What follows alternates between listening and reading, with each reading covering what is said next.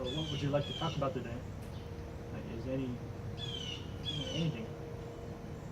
that Um, you need help with or need clarity on? well, I'm pretty good Mm-hmm. on clarity on different things, but some things came up in meditation um, for not just me, but for others um, in my life to be more clear, or the assumption not to be there, and for the um, entitlement um, to be understood. Because how do you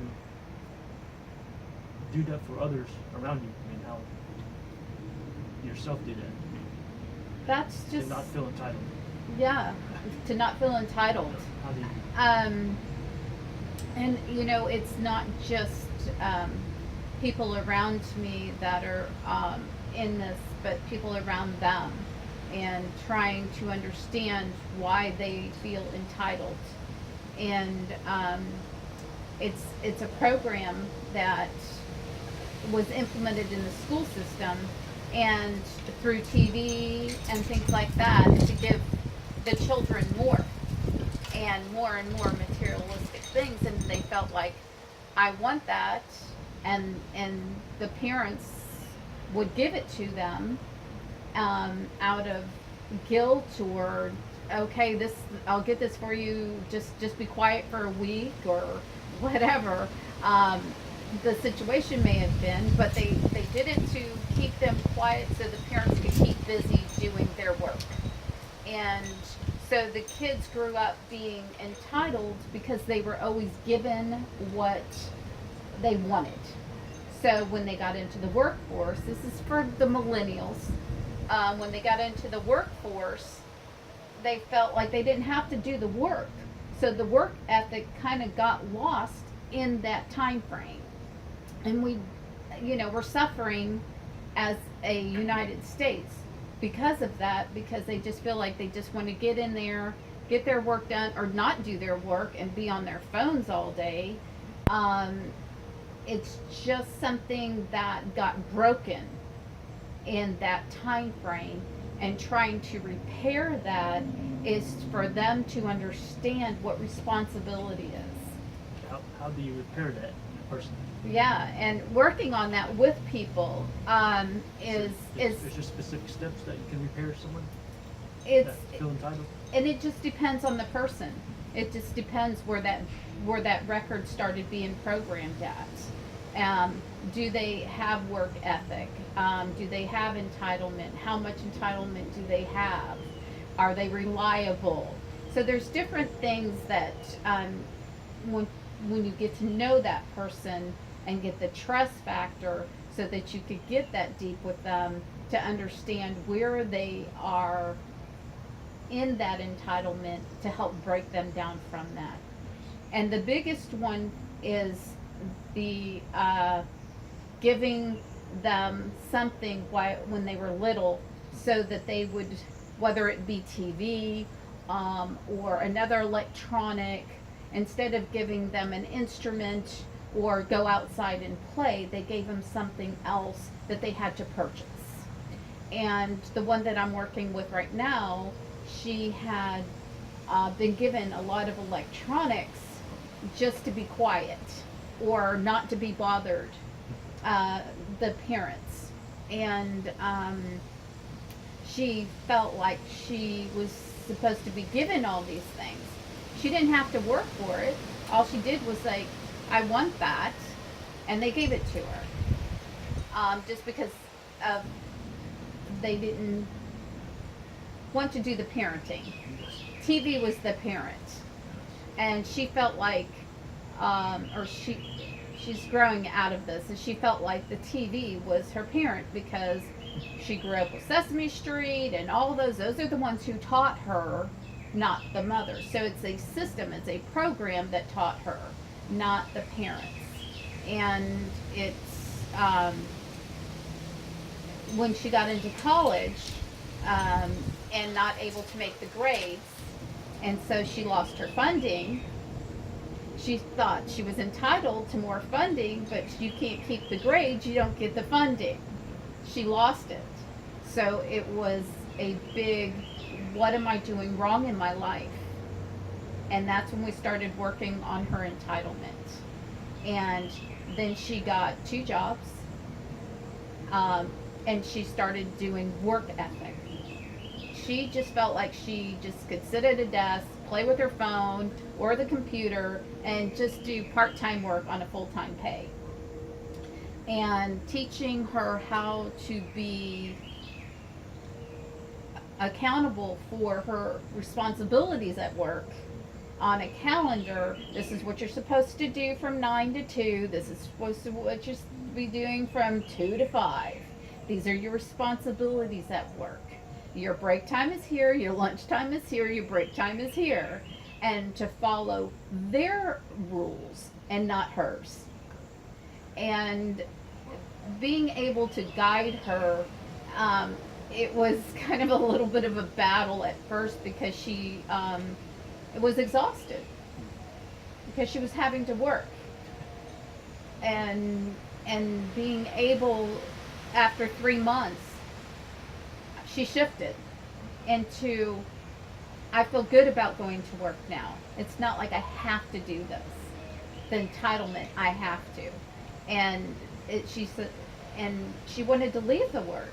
And I'm like, until you can really work and love the work, then you can leave it. And she was able to go to work after a couple months and love it and do her work and very responsible. And someone asked her if she would like to go into a different field, and she got a better job. Just because she changed her pattern, and she realized her pattern. She worked at changing it. And it takes a lot from a conscious person to be able to want to do that. And I still work with her on different things, but it's just, that was her biggest hurdle. And I see that in a lot of people, and I work with a couple others, but just being able to see someone shift and work at it because they know it has to change. And it's not a miracle pill that it's going to change overnight. And it's just something that's going to change over time.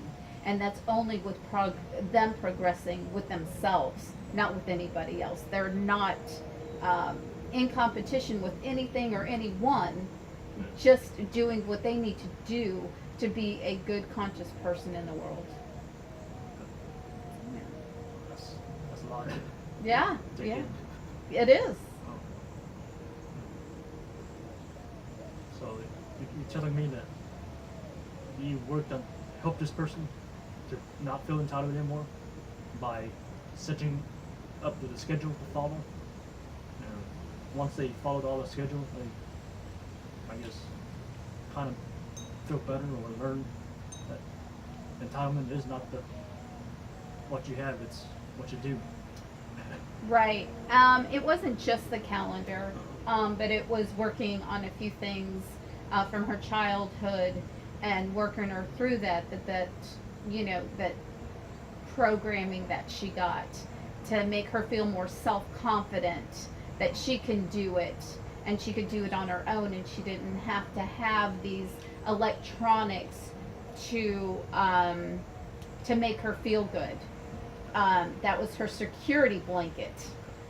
And asking her to leave her electronics in the car and not bring them into the workforce. Just little implementations of things that were comforting to her, letting them go so that she can be a responsible working adult in the workforce for a company that's paying her a salary. So it's a little different things to help her shift in confidence. And it's not like, don't bring your phone in immediately. Don't bring your phone in until after lunch. And do that for a couple weeks. don't bring your phone in at all. You know, it's just the timing and implementing it. And each monthly session of was really goal setting for her and to achieve who she is now as a conscious adult in a working environment. So, when you take away the phone, what did you suggest for her to do with that time, that not on the phone? Yeah, when is to work for the company. Oh, good. You know what she was supposed to be doing, so that she could get her work done on time and not have to go home worrying that she didn't finish her work at work because she was too busy checking her phone for whatever reasons. And that's they're not paying her to do that, and we find that in the workforce a lot. And people that are trying to find outlets to help these people to stop. I'm sure, I see it myself. I go into an establishment and they're in uniform and they're talking on their cell phone to their buddy. And I'm like, oh, I wish I could work for this company for 3 months to give them a plan to help them guide the entitlements out of their establishment or shift them into, I can work for you.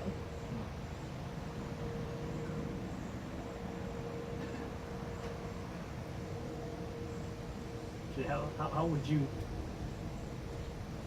start to itemize that for a company? I guess, how would you help a company? Like, detail by detail, can you break it down? Well, I'm sure it's different for each, like I said it earlier, it's different for each individual, and I've never really done it for a company before. But just really kind of from my heart, it would be just kind of something that you would have to do. I would have to come in for at least a month's time just to understand what their needs are.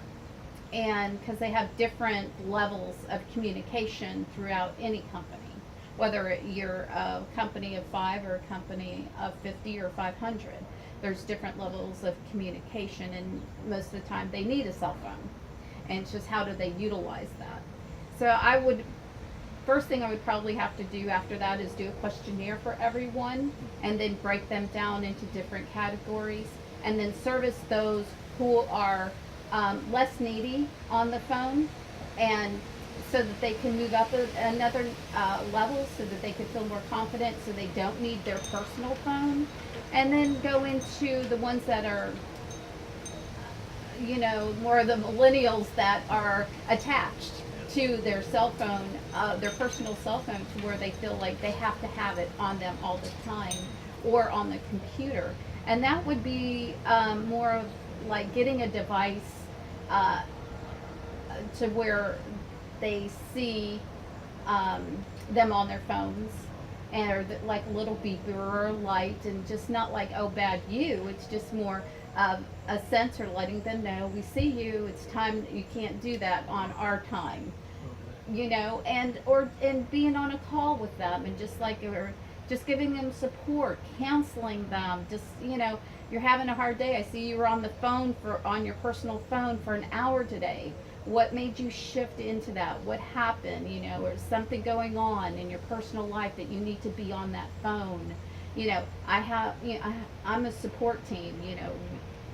Call me. Don't call you, who's ever on the phone, your personal phone. I'm, be that outlet for that company, so that they're not on their personal phone, and find out why they're on that. And so it's kind of helping them personally on that level, to where they don't use the phone as a safety net. That you call somebody like me that they don't have an attachment to raise their confidence up, to raise their level up, to whatever is happening in their personal life, they can leave it at home and not bring it to work. So what you're saying is that they're using cell phones because they don't feel confident about themselves already. Mm-hmm. So you gotta build the confidence so they can get off the phone and do Right. some work. Right. Sounds pretty good. Yeah. It's more of making them feel like they are made for the job. They hired them because they knew they could do that job. And if they're bored with that job and they're using their phone just because they don't like their job, then finding that out and shifting them into a different position or into a different company with confidence. Yes. Yeah, not like, oh, bad you. It's just like, we think you're a perfect fit. Let's work through this. And if you go through all the steps and it's still not working out, then let's find you a job in a different company.